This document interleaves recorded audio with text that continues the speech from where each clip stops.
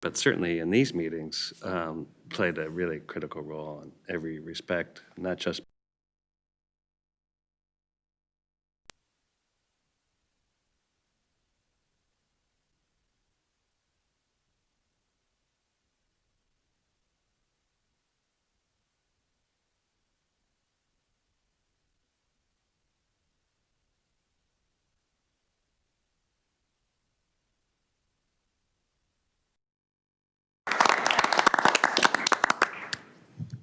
And with that, which was not on the agenda, there is an agenda. If there's any changes for the agenda, let me know. Otherwise, we'll assume they're correct, and we can move on to the approval of the minutes from our meeting on August 24th. May I have a motion and a second for approval of the minutes? Move approval. Thank you. Second. Thank you. Any discussion? All right, all those in favor say aye. Aye. Opposed? The motion, the minutes are adopted.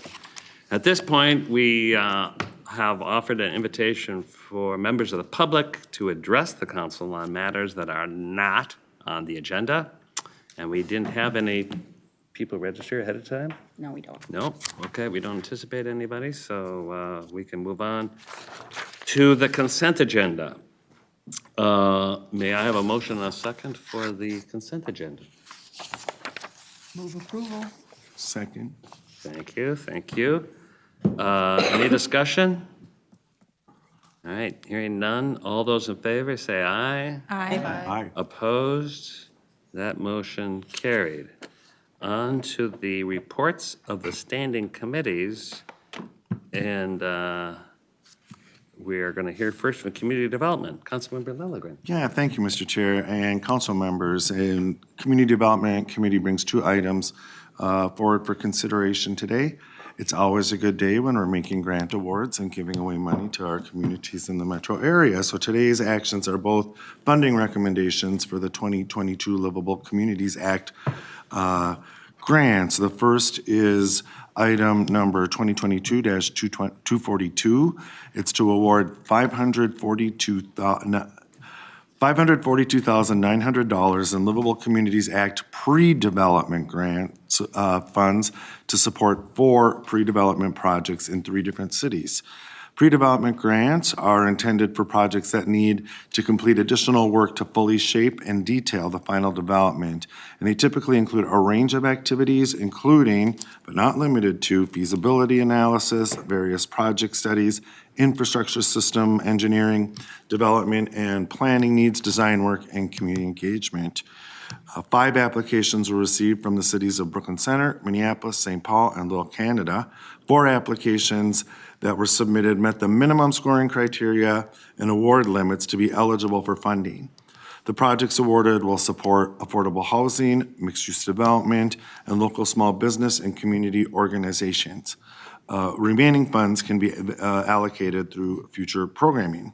So, Mr. Chair, I move that the Metropolitan Council award 4 Livable Communities Act pre-development grants totaling $542,900 as shown in Table 1 of the business item. Thank you. Is there a second? Second. Any discussion? All right, hearing none. All those in favor say aye. Aye. Aye. Opposed? That motion carried. Councilmember Lilligren. Yeah, thanks, Mr. Chair. The next business item is 2022-243. It's to award $94,000 in Livable Communities Act policy development grants to support 2 policy development projects in 2 cities. Policy development grant supports cities in developing and adopting policies that support Livable Communities Act goals of increased housing choice through more affordable housing options, living wage job creation, compact connected development, and environmental sustainability, all with the underlying principle of equitable development. 2 applications were received from the cities of Matamidi and Minnetonka. The policies they develop will help support environmental sustainability measures throughout each city. The remaining funds can be allocated to future programming.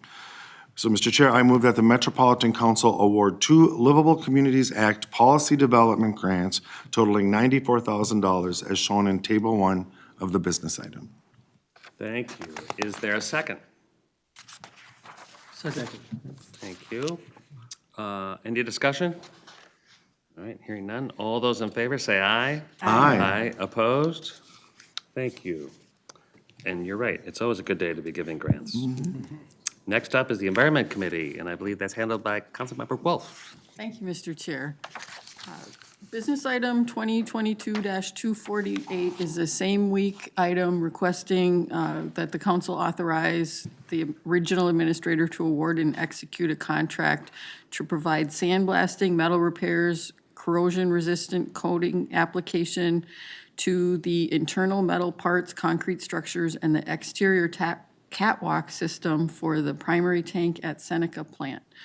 Now, normally, this would have been at our Environment Committee meeting yesterday, but due to a last-minute illness, we didn't have a quorum to have the meeting. It was on our consent agenda, but legal has said it's okay for us to come directly here for this. It's a very routine maintenance item. It is time-sensitive because of temperature concerns with the materials, so if we were to wait, it would have to be pushed until next year, and it's always good to do the maintenance sooner rather than later. So thank you for letting us have this item without meeting with the Environment Committee. The Seneca plant is vulnerable to process disruption if its tanks are not kept in proper working condition. There's only 2 primary tanks in the facility, and you always have to have at least one working. So you take one out of service and repair it, and then take the other one out of service and repair it. The process that takes place in the primary tank is corrosive to the concrete and the metal internal components. So periodically, you do have to remove them from service to clean them, repair them, and sustain functionality and meet level of service required for reliable operation, safety, and environmental protection. This contract will provide the necessary refurbishment, repairs, and coatings to the degraded concrete and metal structures within the primary tank. Therefore, Mr. Chair and members of the council, I move that the Metropolitan Council authorize the regional administrator to award and execute contract 21P091 with Champion Coatings Incorporated to provide sandblasting, metal repairs, apply corrosion resistance coating to the internal metal parts, concrete structures, and the exterior catwalk system for the primary tank at Seneca plant in an amount not to exceed $740,416. Thank you, Councilmember. Is there a second? Second. Thank you, and I will just confirm that I approved getting this on the agenda today, same week, but it is important to expedite this important routine work. John Tierney is here if we have any questions or discussion. Any questions or discussion? Go ahead, Raymond. Thank you. Councilmember Zarin. Thank you. Thank you, Chair. I just wanted to reiterate something that having the proper coatings on in the plant that's paramount to keeping it running and having it in good shape, good working order. And you know, we couldn't get this done in environmental committee, but I'm glad we get a chance to just talk about it here. And this is something that I would definitely would have championed. Oh, that's kind of a pun. Anyway, thank you for giving me a moment to confirm. Absolutely. Thank you for that comment. Anyone else? All right. All those in favor say aye. Aye. Aye. Opposed? Great. That motion carried. Well, there's no reports from the Management Committee, but there are for the Transportation Committee. Councilmember Barber. Thank you, Mr. Chair, council members. Business item number 2022-237 is the same week item for the Gold Line Contaminated Materials Monitoring Contract. This contract will cover contaminated materials monitoring and reporting through the construction phase of the Gold Line project. In the design phase, several issue areas were identified, and a response action plan was developed and approved by the Minnesota Pollution Control Agency. A critical aspect of the project is that the response action plan is properly implemented on a day day-to-day basis. Identified contaminated material along the corridor includes asbestos, arsenic, former streetcar ties, lead from a former dump area, buried debris, petroleum, and building removal from a former fuel station. The work is anticipated to begin in October. The contract will be responsible for handling and monitoring of all the contaminated materials that are encountered during construction, implementing the response action plan, and reporting to describe how contaminated materials are managed during construction activities, and then also assisting with the regulatory agency liaison work with the MPCA. Therefore, Mr. Chair, I move that the council authorize the regional administrator to negotiate and execute contract 22P005 with KLJ Engineering LLC for construction contaminated material services for the Metro Gold Line Bus Rapid Transit Project in an amount not to exceed $1,313,226.43, contingent upon approval by the Gold Line BRT Executive Change Control Board. Thank you. Is there a second? Second. Thank you. Any discussion? All right, all those in favor say aye. Aye. Opposed? That motion carried. On to joint reports, and we have a joint report of Environment and Community Development Committees. It's so nice to see these plans coming in. Councilmember Lilligren. Yeah, thank you, Mr. Chair and council members. So both of these items are comprehensive plans for communities that are connected to the regional wastewater system. So they were heard in both committees, as the chair said. For both communities, council staff found that the 2040 plans conform to regional systems plans, are consistent with council policies, and are compatible with the plans of adjacent affected jurisdictions. The first of these is business item 2022-229. It is to authorize the City of Bayport's 2040 comprehensive plan and approve their comprehensive sewer plan. So, Mr. Chair, I move that the Metropolitan Council adopt the attached advisory comments and review record and take the following actions. The recommendations from the Community Development Committee authorize the City of Bayport to place its 2040 comprehensive plan into effect, to revise the city's forecast downward as shown in Table 1 of the attached review record, to revise the city's affordable housing need allocation for 2021 to 2030 to 7 units, and to advise the city to implement the advisory comments in the review record for forecasts. And the recommendation from the Environment Committee, approve the City of Bayport's comprehensive sewer plan, and the sewer forecasts in the comprehensive sewer plan need to be revised for consistency with the revised citywide forecasts in the land use section of the plan, and as outlined in the wastewater section of this plan, of this review record. The corrected forecasts must be included in the comprehensive sewer plan as part of the final submittal to the council. Thank you. Is there a second? Second. Thank you. Any discussion? All right, all those in favor say aye. Aye. Aye. Opposed? That motion carried. Councilmember Lilligren. Yeah, thank you, Mr. Chair. The next business item is 2022-230. It's to authorize Willarney's 2040 comprehensive plan and approve their comprehensive sewer plan. Mr. Chair, I move that the Metropolitan Council adopt the attached advisory comments and review record and take the following actions. The recommendation from the Community Development Committee is to authorize the City of Willarney to place its 2040 comprehensive plan into effect and to advise the city that when available, council staff requests that the city provide the council the date the city adopts the final local water management plan. Council staff also requests that the city provide the council with a copy of the final adopted local water management plan that will be included in the final plan document that the city adopts if it differs from the draft local water management plan previously submitted to the council. And also to implement the advisory comments in the review record for transportation and land use. And from the Environment Committee to approve the City of Willarney's comprehensive sewer plan and advise the city to implement the advisory comments in the review record for wastewater services. Thank you. Is there a second? Second. Thank you. Any discussion, questions? Not? All those in favor say aye. Aye. Opposed? That motion carried. Thank you all. Thank you. For those business items.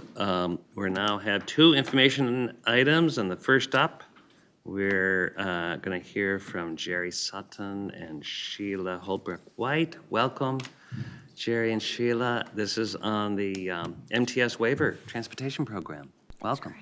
Good afternoon, Chair Zelli and council members. I'm Sheila Holbrook-White. I'm the Waiver Program Manager in the Metropolitan Transit Services Division, or MTS. I am honored to be presenting today with the Director of Contracted Services, Jerry Sutton. This afternoon, we will be providing you with an overview of the Waiver Transportation Program, how we arrived at this point, where we are headed, the fiscal implications of the program, and the positive impacts on the lives of low-income persons with disabilities and older adults that we're seeking to deliver. I'd like to begin our presentation by first refreshing your memory of the Metro Mobility Service Area. As shown in this map, the light blue shaded area with a dash border represents the federally mandated, federally required ADA service area. For customers who have been certified for Metro Mobility, when they request a trip that begins and ends in that federally required ADA service area, that trip must be provided during the same days and hours of fixed route service. Being placed on standby is not permitted for individuals with trips beginning and ending in that area. If a Metro Mobility customer whose trips begin and end in the blue area make regular trips to the same location on the same day at the same hour, at least once a week, he or she can request a standing order. Assuming these trips are expected to be consistent for 6 months or more, an approved standing order relieves that individual, their caregivers, or their allies from making advance reservations for this regularly scheduled trips. Essentially, the trip is just scheduled. It's automatic. The gray area in that map is the non-ADA service area. A certified Metro Mobility customer whose trip begins and ends in the gray area will be placed on standby. In other words, the customer or a caregiver may request a trip during days and hours of service, but will not have a confirmed ride when they complete that request. They will not receive that confirmation until the day before their trip. The inability to provide that confirmed ride results from the federal mandate that Metro Mobility prioritize trips that begin and end in the blue service area first. Because of their standby status, these non-ADA trips are not eligible for standing orders.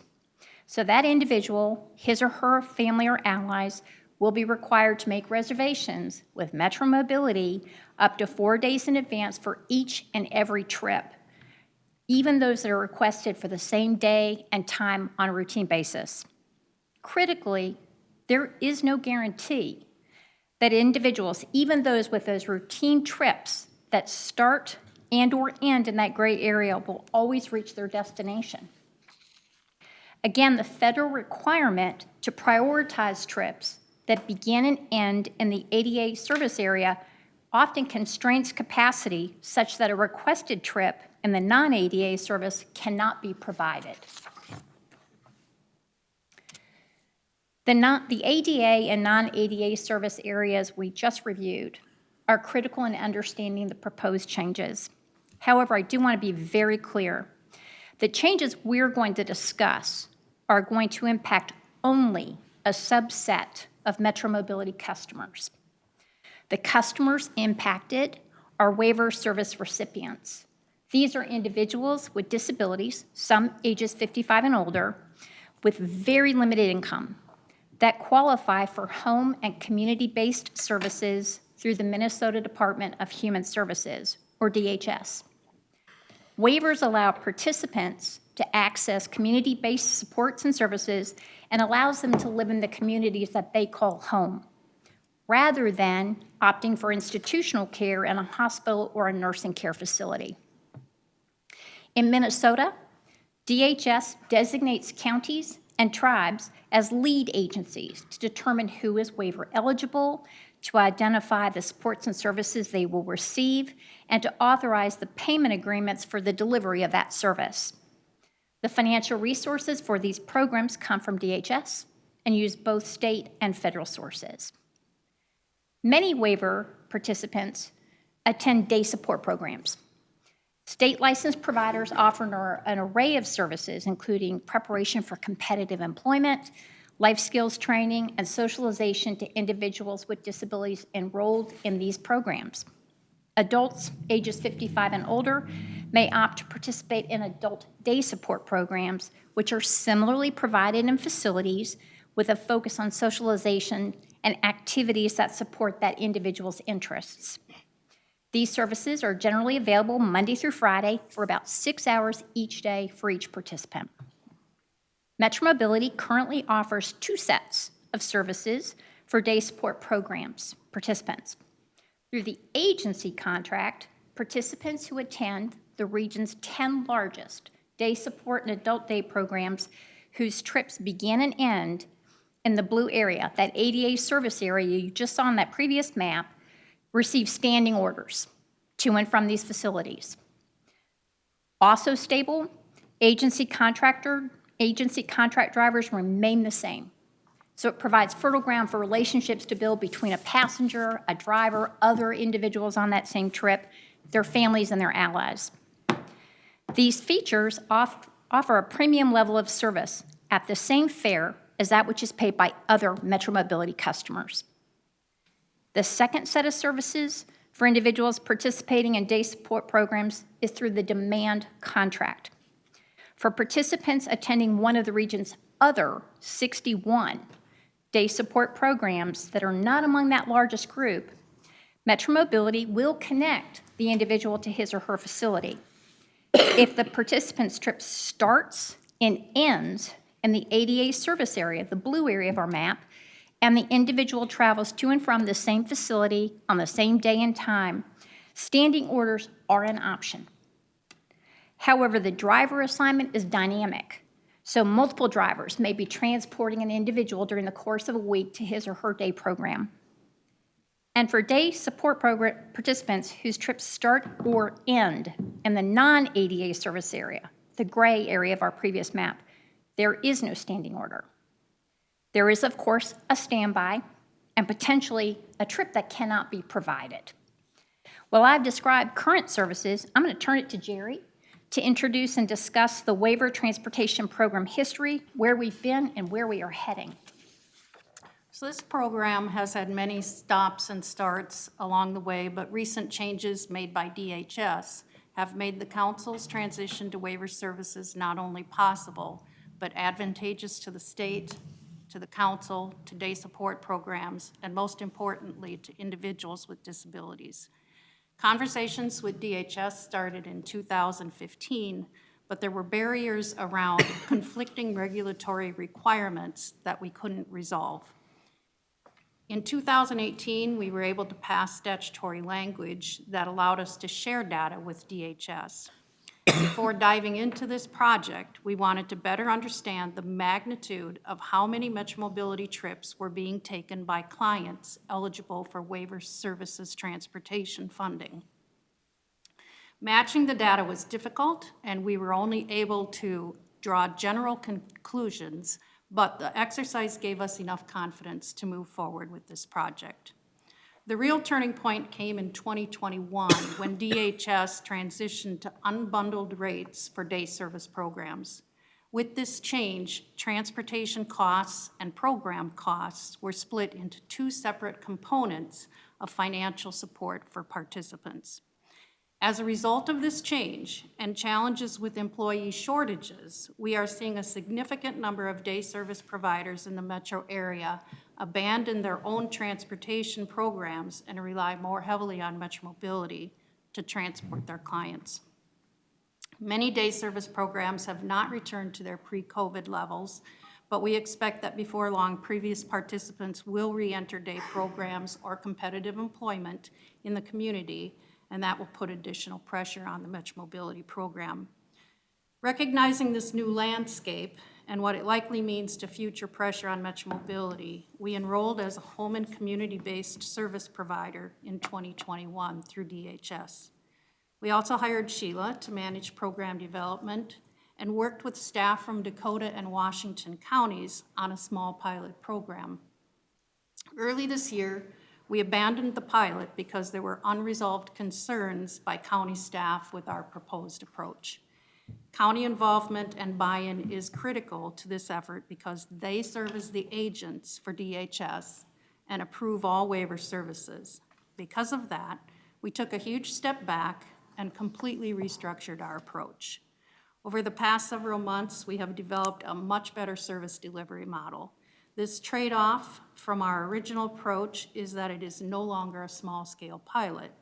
The project now involves discontinuing our current agency contract in 2024 and replacing it with waiver service contract that will be distinctly different than Metromobility. It requires careful planning and a longer lead time so that we can properly inform and transition customers, day service providers, and county social service staff that are developing budgets on behalf of program participants. This slide explains how waiver transportation services fit into the new structure. As I just mentioned, Metromobility and waiver services will be two distinctly different programs, but both fall under the umbrella of the Council's Special Transportation Services statutory language. We have discussed our proposal with the Council's legal staff to ensure that there are no issues around regulatory and statutory compliance. Both programs meet the objectives found in State Statute 473.386, which has historically been considered the Metromobility language. But this language allows for a broader scope of services than the Metromobility program as we know it today.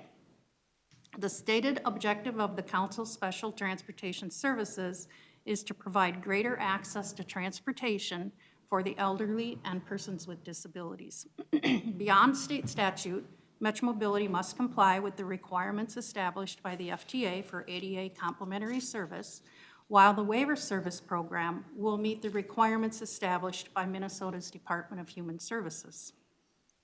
The second objective found in statute is to develop an integrated system of special transportation services, and we think the change we are proposing advances this objective with benefits for both participants and the region overall. Also within this section of state statute are several duties, but I will highlight just two of them. First, we will need to consult with the Transportation Accessibility Advisory Committee on this change and propose that we would do that within the next couple of months. Second, the waiver service will need to also be provided within the state's defined service area, and that's the gray area that you saw on that map earlier. Finally, because the waiver service program falls under the umbrella of special transportation services, it will be eligible for state forecasted funding starting with the July 1st, 2025 fiscal year. So building on Jerry's overview, while both programs are eligible for forecasted funding, the Waiver Transportation Service offers distinct premium features that are not available through Metromobility. These premium features include, as this map illustrates, no more blue, no more gray. While Metromobility availability is tied to fixed route service, waiver services are not. So the service distinctions between the ADA and the non-ADA in Metromobility map we showed you earlier, they no longer apply. Yes to standing orders, regardless of where the trip begins and ends in the waiver transportation service area, so long as the trip meets those other requirements, repeated on certain days, times, and locations. No to standbys. As a service that is distinct from Metromobility, no to Metromobility applications, certifications, and recertifications. Yes to greater opportunity with extended days and hours of service.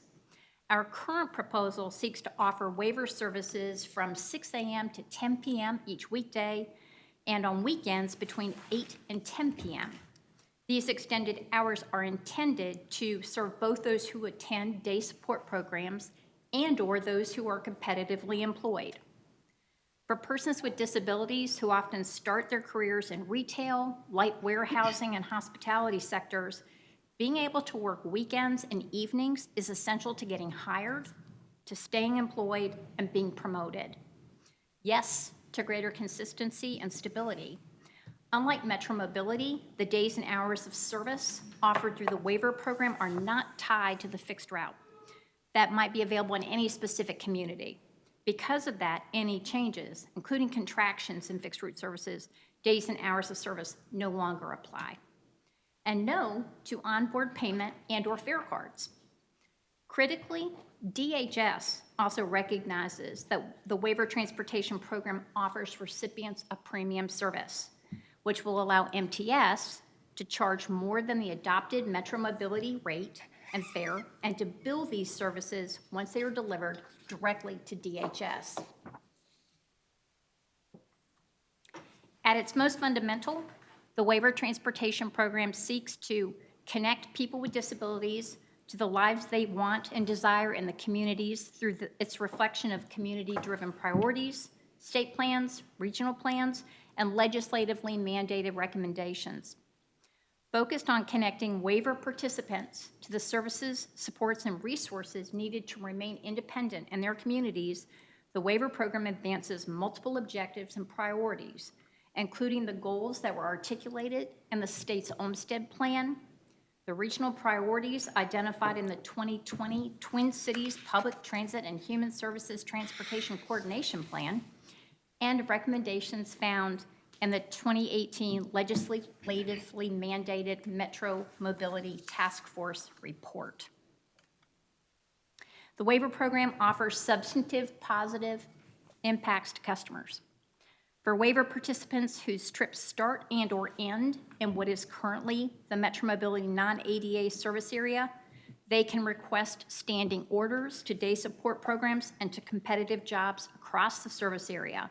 MTS will honor as many requests as possible, recognizing existing constraints, and no standbys. For waiver participants whose trips begin and end in the current Metro Mobility ADA area, individuals who attended one of the other day support programs not included in the agency contract had some access to standing orders. Waiver participants will have improved opportunity to arrange those orders for day support programs across the service area.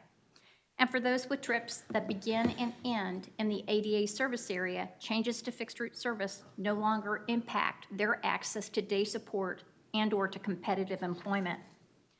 Consistent across all waiver service participants are the following improvements: expanded days and hours of available service, which improves access to competitive employment; consistent driver assignments; no onboard payments; a single point of contact for service management; no certifications or recertifications. So Sheila's talked a lot about the benefits we believe this new program brings to persons that participate in waiver-covered services. But this project really started with a focus on creating a financial benefit for the state by drawing down more federal funds in lieu of state general funds. This slide illustrates how funding sources will shift under the waiver program. Currently, if we assume a cost of $28 per passenger, the council's general fund money is covering $20 of the cost. DHS is buying, on average, a $4 fare. $2 of that is paid by state sources, and $2 is paid by federal sources. In addition, the council receives $4 in 5307 formula funds to support that ride. With this change, if we assume that the market rate for the trip is $20, and that's the amount that the county would be willing to pay us per ride, the council will bill DHS for $20.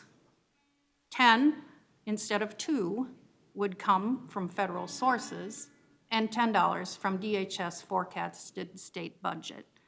The net increase to the state and federal sources is $8 per ride.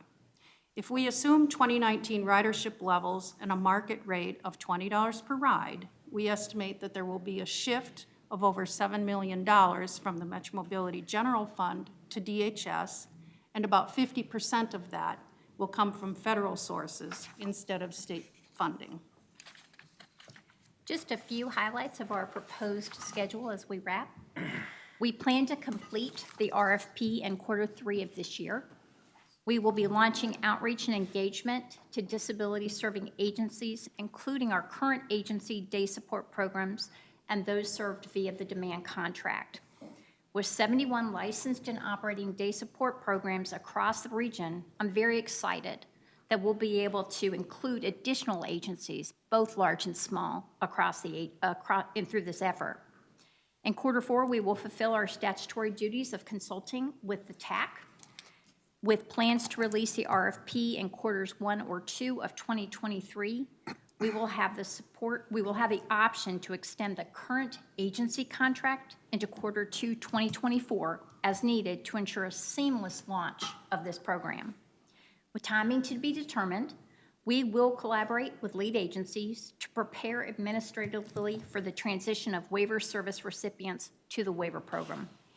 We've prioritized this transition by starting with our current agency passengers, approximately 92% of which are waiver participants. Then we'll follow that with our current demand passengers with waivers who have not had access to the premium features of this program, and then to passengers who may be traveling to a day support program that has not been actively cultivated. Related, as these transitions take place, we'll be reaching out to adult day programs, services that offer life skills and socialization services to individuals over age 55. Many, again, are waiver participants. So as we sunset the agency program, we'll also transition those current agency passengers who opt not to participate in the waiver program to demand response services.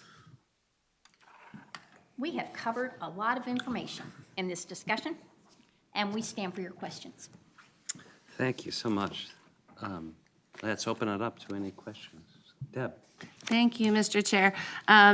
First of all, I just have to say thank you for all of this. This is, as you can understand, listening to all of this, it's very complicated. I was served on the Metro Mobility Task Force. I was one of the co-chairs, and this was one of the big issues that we were looking at. We knew that there were other federal funds out there, but we could not access them.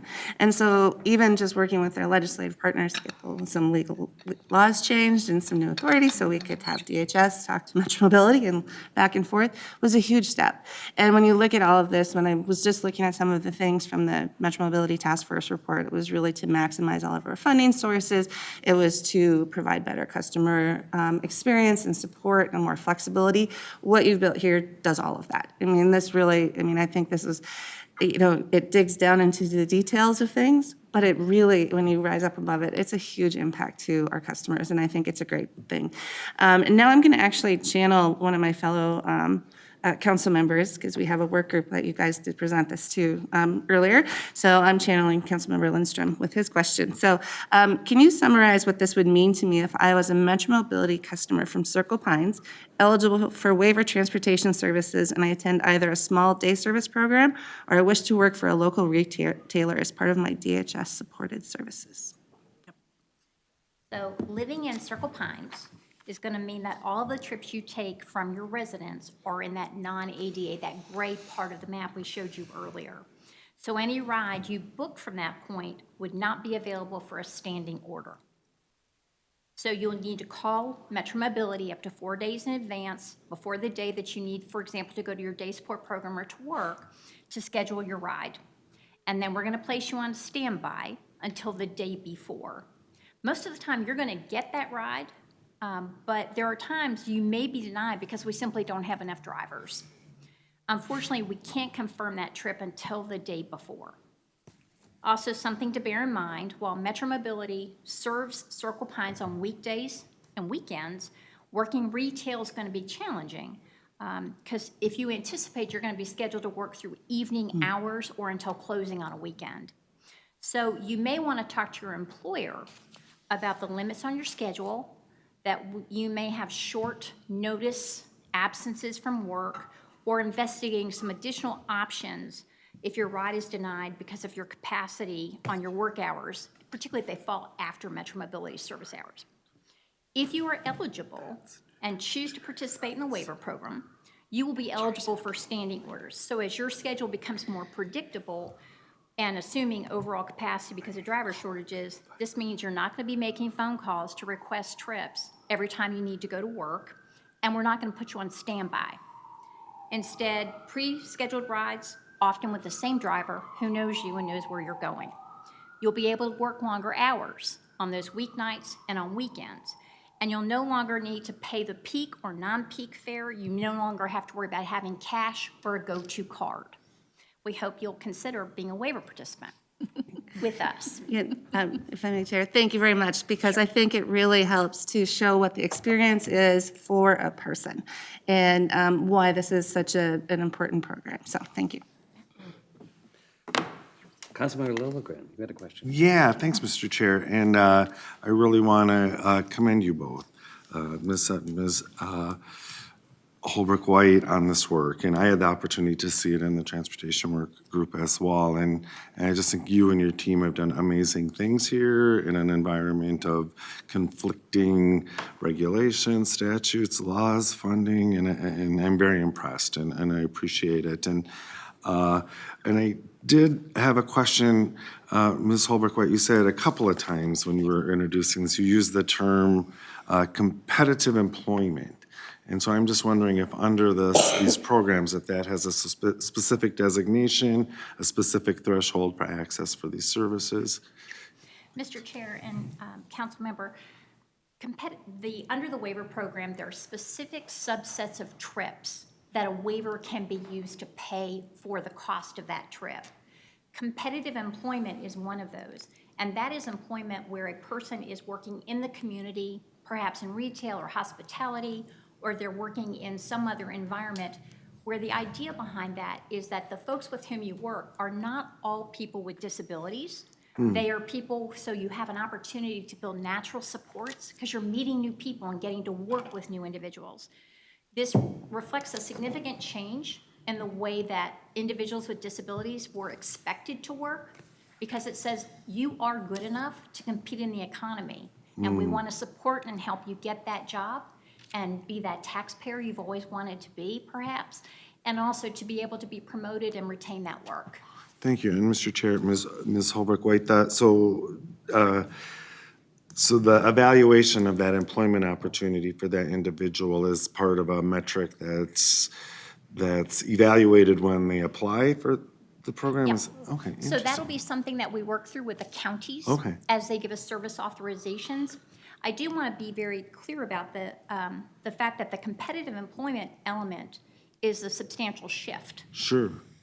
What we have often heard from people with disabilities, including those that ride Metro Mobility, is it's hard to find a job when you can't guarantee you can get there, when you have hours of service that you're not sure you're going to be able to connect.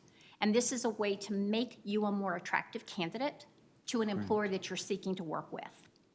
And so part of that element of that employment is competitive is something a county, through their service authorization, confirms and allows us to serve. Very cool. Thank you. Thank you, Mr. Chair. Yeah, thank you. Really good. Any others? Councilmember Wolf. Thank you, Mr. Chair. I agree with everything that's already been said. This has been a huge change in how we do things, and it took a lot of work over many, many years, and thank you for getting us there. I'm just grateful for how much stress this is going to take off of our disabled customers. Yeah. Because I hear so often from people who live outside of the ADA area or have to go to school or something outside of the ADA area that are just in constant chaos and worry about whether they're going to have a ride. And that's a horrible way to live. It makes for other members of the family to not be able to work or do things because they have to keep telling their work, oh, I have to give my kid a ride to this program because Metro Mobility didn't show up today. And having the same driver every time as much as possible will take off a lot of stress as well, because I've heard from people who live in buildings with multiple doors, and when their driver doesn't know them, they go to a different door and they end up missing their ride because the driver goes to the door, they're not at that door, they're at the door they always wait at, but the driver went to a different one, and they end up being accused of being a no-show for their trip, which is also really, really stressful for people. So this is really huge. People don't understand how stressful metro mobility can be, and this is going to go a long way towards making things better for people. So thank you for doing that. Thanks for sharing that perspective. It is about how we serve our customers. Councilmember Gonzalez, you had a question. Yeah, and not to belabor the point, but that has been made here before about the huge impact that this is going to have on folks. But I can say that if you look at the map, my district, which is mostly Washington County, is not under the ADA, and that includes most of the population for some reason. So that's this is one of the main areas of complaints that I receive from constituents is the lack of consistent and timely metro mobility services. And actually just this week on Monday, I got an email from a constituent that she shared her story that she became disabled later in life after she was working full-time with this company, and the lack of consistent and services because she lives in an non-ADA area was putting pressure on her ability to continue working at this place. This is going to have a direct impact on that person. So that's very good and actually rewarding to see how your programs are actually changing real people's lives, especially this particular constituent. This is going to serve her, and we know that for sure, and as well as many other people. So thank you very much for all of this work. Anyone else? Oh, go ahead. Councilmember Pacheco, Mr. and then Johnson. You know, just I don't want to repeat myself, but just kind of watch, I guess sometimes it's my role or my job. But I didn't see a reference to equity in regards to communities of color and how we're reaching them or different languages. So this is a major change, and it all looks wonderful to me, and I'm just first looking at it now. But I can see how this would be really beneficial to the communities, and particularly the Spanish-speaking community, which I represent as well, to get this information out and to understand this change and what it would mean. And so I don't know what you're doing in that area. I think it's a combination of items. One, our outreach to the disability serving agencies will start this year, which may seem like a long way out. That's a long timeline, but it's going to take that repeated contact and connection with people, making sure that they're hearing it from trusted community partners and ambassadors, that family members who live together all understand what this may mean for them.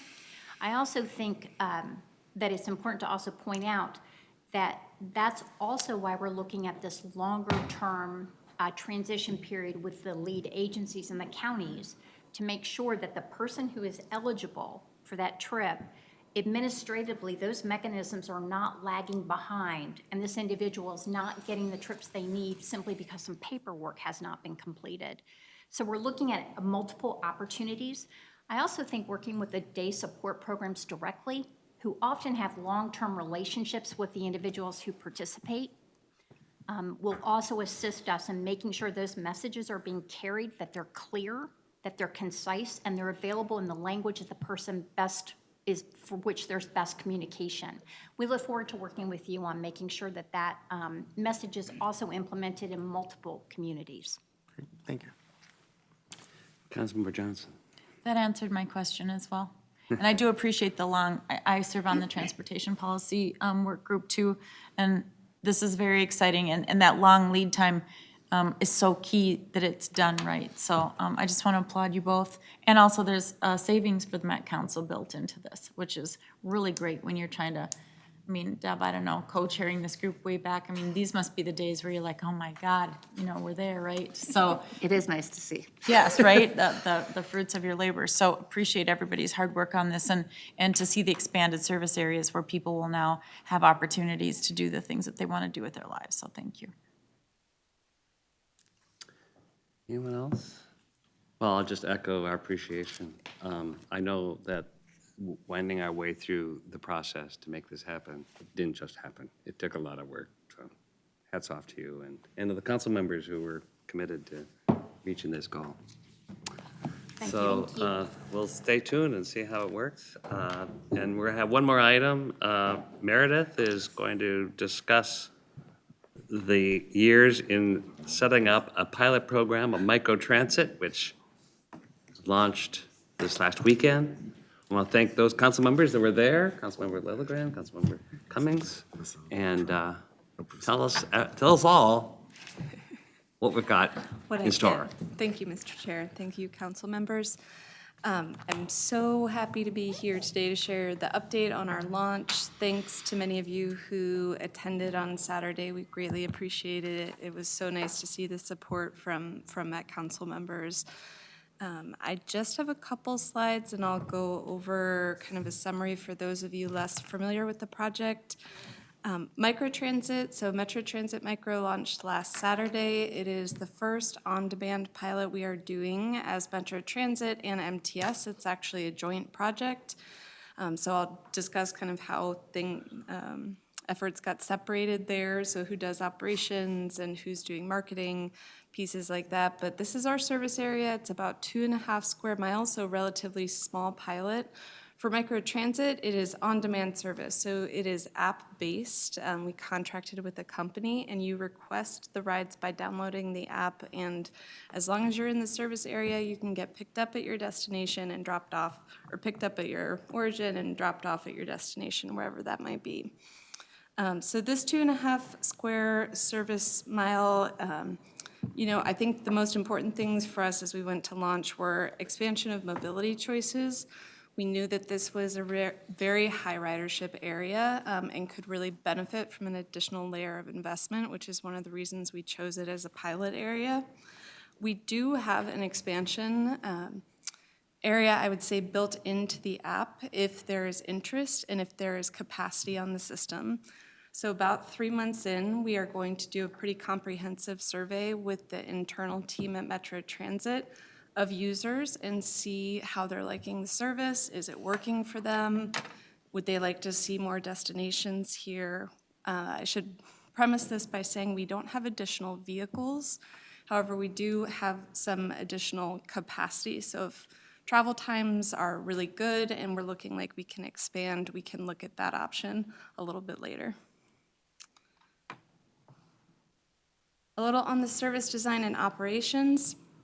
The image that you see on the right there, that top left corner, that is the icon that you'll see if you were to go into the Google Play or Apple Store right now to download the app. And then you can kind of see the screen pop up on that image on the right. So this is point-to-point service design. Some microtransit, you do have to walk to meet the vehicle. That is not the case here. So we will be picking people up exactly where they are.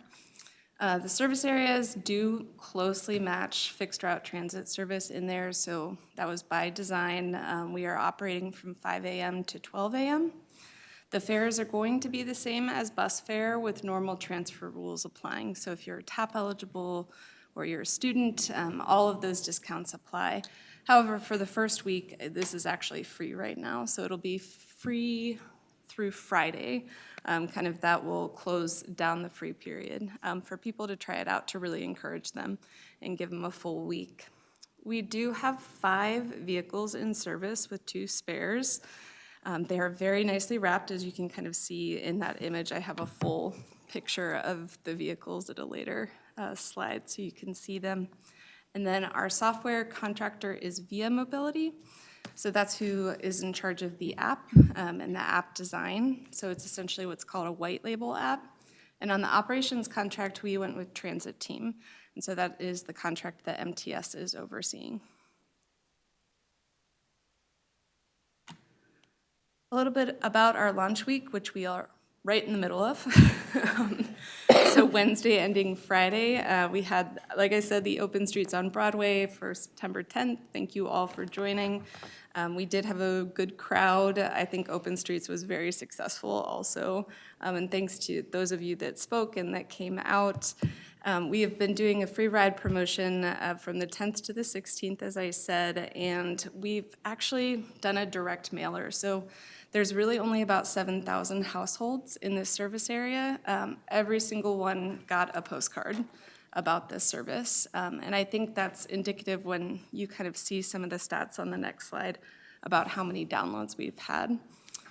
You'll also see kind of over the next 2 weeks, the marketing campaign will begin. So we've targeted the C-Line buses, some of the interior cards, and the C-Line pylons. So you'll see a campaign in that aspect of it too.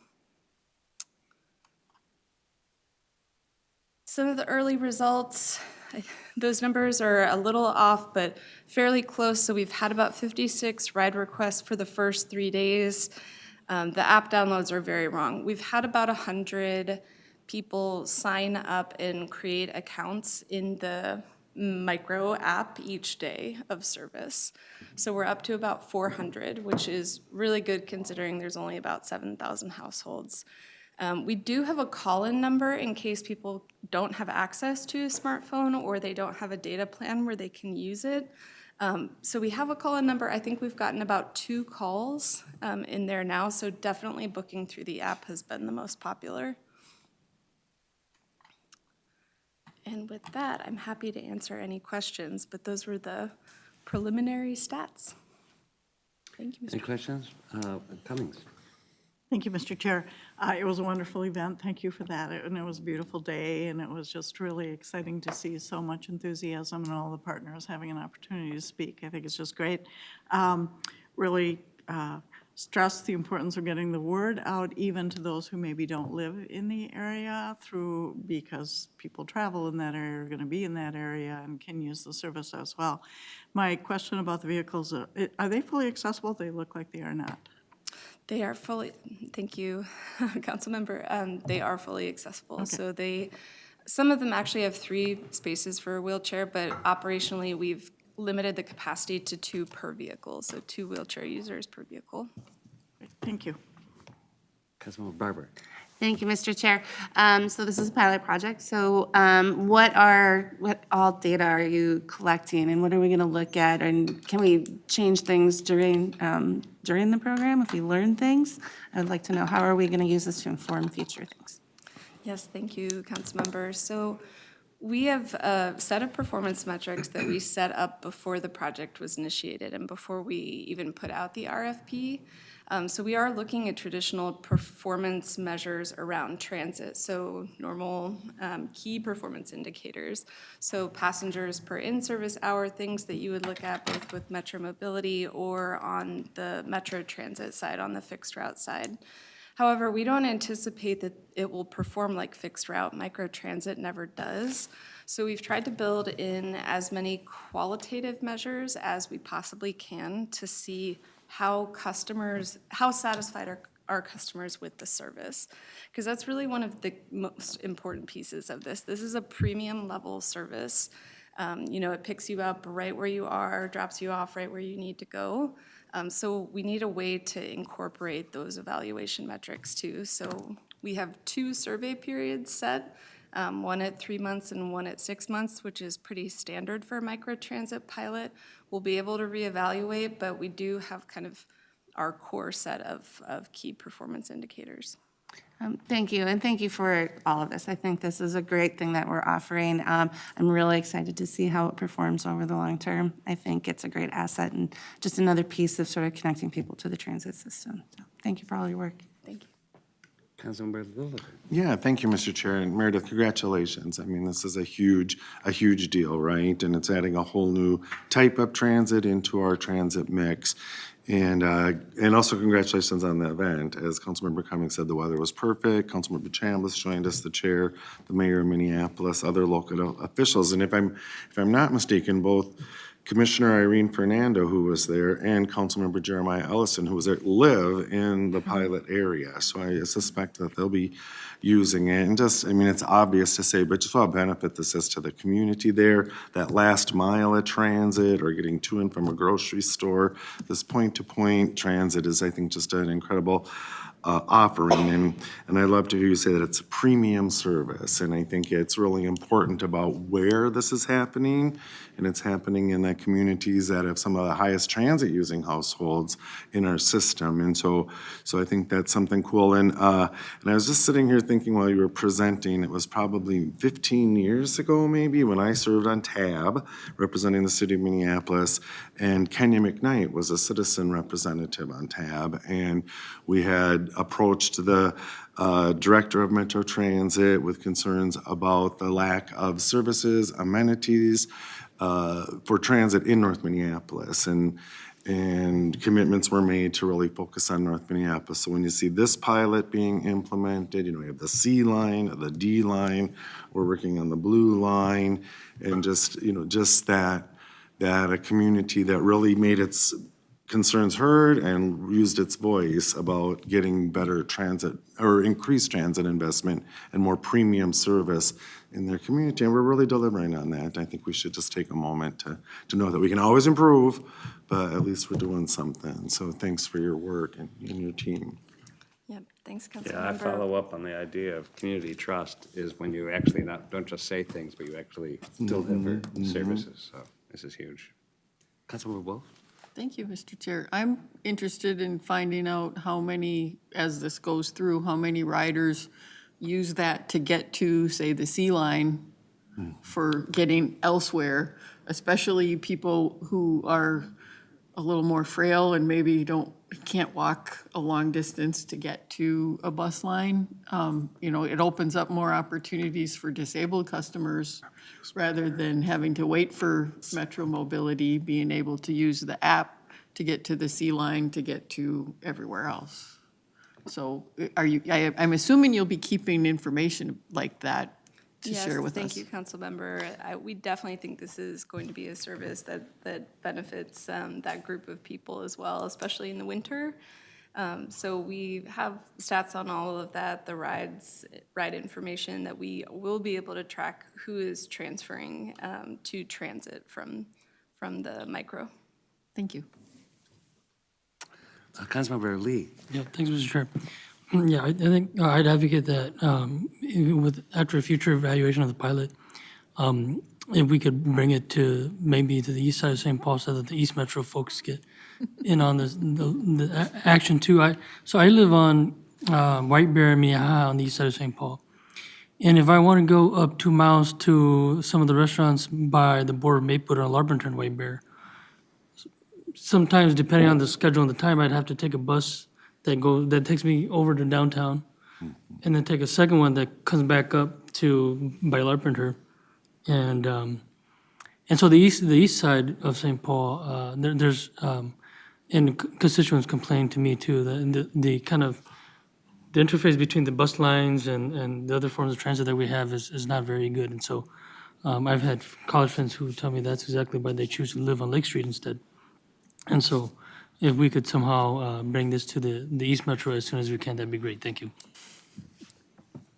Thank you. And with that comment, it's called the pilot to help learn and then expand. So I love that idea. Councilmember Johnson. Thank you, and I'm sorry if I missed this. How long is the pilot lasting? How long is this period of time? Thanks, Councilmember. It is 12 months. We have an optional extension for another 12 months after that if it's successful. Okay, great. And what is the fare once the free ride goes away? Bus fare, so Okay. $2 to $2.50 depending on its rush hour. Okay, I'm excited about this for all the reasons you've said. Former resident of North Minneapolis, not in this area, but let me tell you, when we had a one-car household, this would have been super great.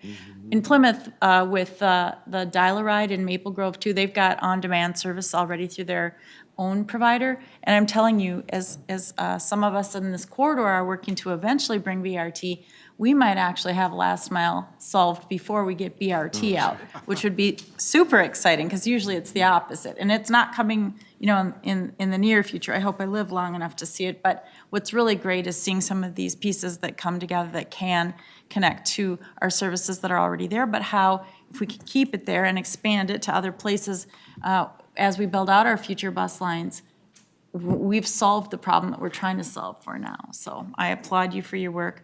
I would have been there Saturday, but I had to work this weekend, and I'm thrilled to, maybe get a glimpse of it one way or another in the near future. Great, thank you. Other comments, thoughts? Oh, go ahead, Councilmember Gonzalez. Thank you. And just briefly, well, I was not ignoring you while you were giving your presentation. I was actually signing up for the app. Because I work on West Broadway, so hopefully down the road, I will definitely use this to go to our other work sites south of West Broadway. So this is great. Thank you very much for the service. I've got it in my phone, so but you have to be in the service area. We're not there now, so just point that out. Any other thoughts, questions? All right, well, thank you, Meredith. We really appreciate your actually making some time here with us today to help explain what it is we're doing, and we'll want to hear how it's going. Thanks. Absolutely. Well, that concludes our information items and our business items. Is there any reports or information that council members would like to share? Mr. Chair?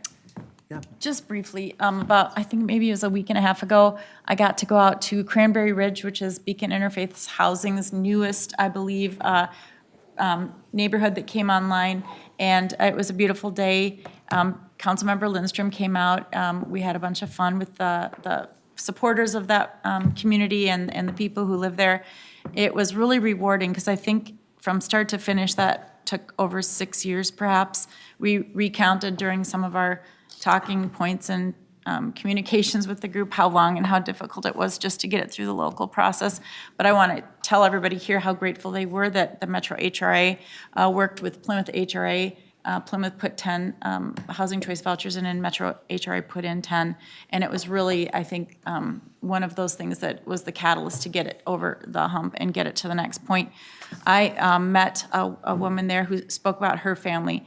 She has 3 children. I think it was ages 15 down to maybe 8, if I'm remembering correctly. She'd been homeless 3 times in this past year. This is the first time her children, her family, will have a place to live.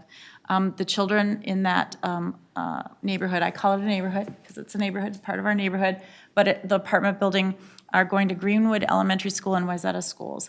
They are thrilled. They have school stability that they probably have never had, at least in their recent life, but probably forever. I spoke with a teacher in my neighborhood where I live, and they're thrilled to welcome the children and the families into the school. This is a game changer for folks. And also this has several 4-bedroom units, 3-bedroom units. It is beautiful. Just to the west is high-end senior living facility that I think, you spend about $5,000 a month to live in with all the good stuff. This building rivals that when it comes to appearance, and they'll be putting in a park for the children to play. So I just was thrilled to be part of it, and I know that they've sent out an invite if anybody on the council would like to go visit it. It really puts into perspective, I think, the story of, like we're talking tonight, the difference that it makes in people's lives. People were thrilled, and I just wanted to share that with you. So thanks to Metro HRA for, I think it was just over 2 years ago, that came through on those 10 extra vouchers to match Plymouth's, and thanks to Beacon and all the people that are in congregations and community groups throughout. It was a great event, and appreciate everybody's support for what we're trying to do throughout the region. Thanks for sharing that. And I think the invitation shows some pictures. I mean, it's pretty impressive. Yeah. What it looks like. So it'd be good for folks to be there. Any other thoughts? Go ahead. Councilmember Harper. Thank you, Mr. Chair. A couple of things. So yesterday, I just went on a tour, economic development tour of Carver County, where I got to travel on a bus throughout the county. So we went to Cologne, Waconia, Norwood, Young America, Chaska, Carver, Victoria, throughout, and got to tour with the mayors and with the city staff, but also with greater MSP. And it was a very interesting discussions as we were going through. Things that are getting mentioned as we're talking about that were big impacts in transportation planning, in transit, in the availability and accessibility to some of the great regional parks. A lot of the things that we are very involved with and how important it is for the economic competitiveness of the region. And it was definitely a big part of the messages that was that the mayors along the corridors out there were giving to greater MSP. So I thought that was really interesting. And then we also had a really exciting thing happen a couple weeks ago. It was the opening ribbon cutting of Highway 212. So Highway 212, you've heard me all talk about it, was 4 lanes, go down to 2, back to 4, back down to 2. The first section of that needed to be fixed is going to be opening. And so we had a ribbon cutting out there. And it was a very big celebration because it was very much championed by the locals around there. But it was a challenge to get some of these things done. Councilmember Wolf and I worked very hard with some of our transportation planning folks on the truck corridor study. And that is really sort of, that study is what triggered that road getting into the transportation policy plan and ultimately getting attention for funding. And so it was very exciting. So we actually got lots of thank yous out in Carver County. So thank you all. Hey, I'm so glad you were there. You're speaking near and dear to me in my previous job. And I was there at the groundbreaking, so I'm just glad you were there at the ribbon cutting. Councilmember Pacheco. Mr. Chair, as we're completing the tour here, I actually went on a tour in New Hope last night. And so the mayor and council members and a lot of the community advisory members were there. And it was just taking a trip around New Hope, looking at the developments and looking at the changes in housing. And it was actually it was fun and it was very interesting. Well, the mayor is very kind and very outspoken at that blue leg. She's a hoot. Well, Senator Rest was also there. Yes. And I went to introduce myself, and I've known her over the years. She goes, "You've gained a few points for showing up." Right. All right. That's more than half the points. All right. Any other stories to tell? I'm sure we all do. Oh, sorry, Molly, go ahead. Thank you. As long as we have a little time, we're telling stories. I did a ride-along last week with an officer from the MTPD, and I know that a lot of us were able to attend the different open houses that they offered, which were just wonderful and a lot of work, and I appreciate all of that. The ride-along is offered to anybody. It's an excellent way to interact with our officers and hear what's going on and from their perspective and so on and so forth. And we went all over and did lots of interesting things and wound up out at the Mall of America and spoke with the officers who are out there. And it just was a really, really interesting thing. And I had done other ride-alongs in the city of Hopkins when I was on the city council and as mayor, and it was interesting to compare and contrast and hear the police officers talk about why it is so different to be an MTPD member and many things that I hadn't thought about. And so anyway, if you haven't done it or you have done it and you want to do it again, I just would really encourage everyone to do it because it's a wonderful opportunity and really appreciate the effort that went into taking me out and about. How long were you out and about? Well, I was out for 5 hours. Oh my gosh. Good for you. Yeah, we had a little extension that maybe had not been planned, so it wound up being a little bit longer, but that was fine. It was good. Yeah, it was great. That's life. But you can pick, you can say, I have 2 hours or 3 hours or whatever. So, and they're happy to cater, or if you have a particular interest or you want to go someplace in particular or understand this or that, they will make every effort to accommodate that. So really a good opportunity. I really appreciate you sharing that. Thank you. You should. Anybody else? All right. Wendy, go ahead. As long as we're talking about ride-alongs, I did one too, and I would encourage all of you to sign up. It means a lot to our police officers that we care about what they're doing, and they want to show us the good work that they're doing in the community. So if you haven't done it, please do. They will, if you want to go at night, whenever you want to go, they will find somebody to take you around and They like asking questions about what do we really know about what they do too, because we don't always hear things until stuff goes way bad. But having that communication about what we understand about their job and them being able to share their stuff and finding out what our perspective is, what do we do as a council member is healthy for the relationship with our police department. So I heartily endorse going on a ride-along. And I'll just echo too, the roundtables were really interesting, having those direct conversations. Appreciate those members who participated in that. Yeah, go ahead, Judy. And to that point, Mr. Chair, I went to one of them. It was super great. In all my years as a council member and mayor, very close with our PD and chief, and really appreciated their perspectives. And I don't know, we operate differently than a city. We should. We're not a city. But I always enjoyed when we did the swearing in of police officers and firefighters, and I mentioned this during our listening session. We would bring them in so that everybody who viewed our meetings publicly could see the swearing in of our officers. The badge pinning ceremony is very special because family members come up. It's very touching. And then we would just congratulate each of them, kind of go around and shake hands with them. So, because we can't get out to all of those, but if there's a way to more formalize that, I think that's a very important moment when somebody's, officially joining the force, to bring them in and recognize. For us, it was our solemn vow that we would have their backs and we would meet with them at the beginning so that they knew that we were there and supporting them. So if it's something that we could consider in the future, just to look into, I think it really also states that it's a priority for us. It's not just symbolism, but it's, welcoming them into our family, like we do all of our great staff here. And I think it's good for our citizens who do watch our meetings to see that, they're with us here at the beginning of their career with the council. So just an idea. Yeah, interesting idea, definitely. Okay, Regional Administrator, Mary Bogey.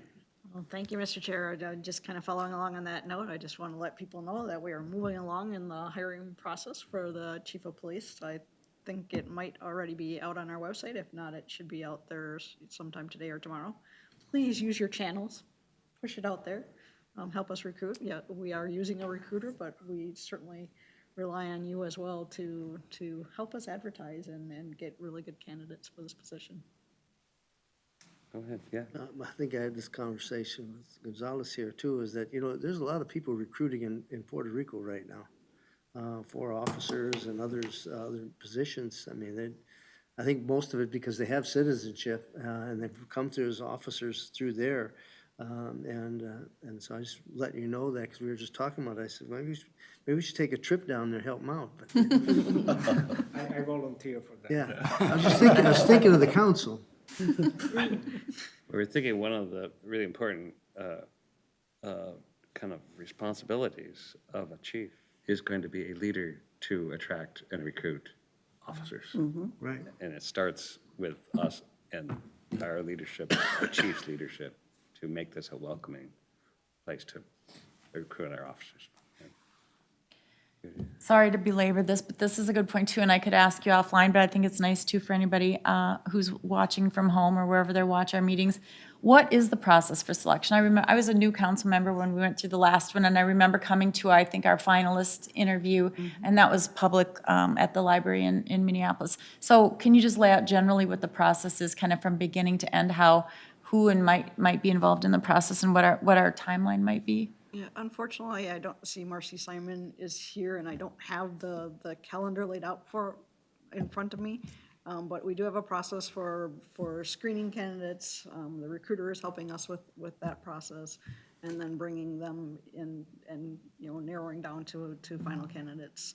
We do have a steering team here at the council that has Wes on it, myself on it. I can't even remember the other members on it. So we do have some process laid out. I will certainly get that out to all the council members. Great, I really appreciate that. And I know too, just from past experiences, both public and private, I don't know if the council does this, but we oftentimes will bring in other experts from our counterparts and partners out there that might want to also be part of the interview process to just have a partner perspective. I don't know if we, got to follow all the rules, but it was interesting when we were hiring, for example, a city manager, we might have somebody from another city sit in on it just to have a perspective of another community we work closely with. So I'm excited to see how many applicants we get and where we end up. And one thing in this process has been this, the recruiter isn't just to recruit, but it's to help define and gather feedback from a number of stakeholders internally and externally about what is it we're really looking for. And I thank those who've been part of those conversations. And that position description, the profile is now, I think, established. So we can sure you get to see what that is. Yeah, go ahead, Jen. Yeah, what I was referring to was mostly the just officers. The chief in particular, though, was, Yeah. I did have questions regarding, is there a requirement that we would go outside, and is the existing chief, interim chief, being considered as well? So, Mr. Chair and council member, assuming that he applies, absolutely, he would be considered. Any other thoughts? This is your report. Anything else?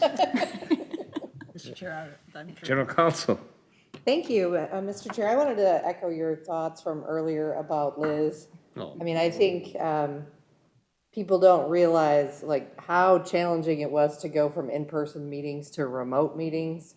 We didn't know how that was going to work or how long it was going to work. It was a lot of work for the recording secretaries, and Liz did a fantastic job helping us navigate through all that and doing, I was trying to calculate how many roll calls she did. It was in the hundreds, I think. I don't have an exact number.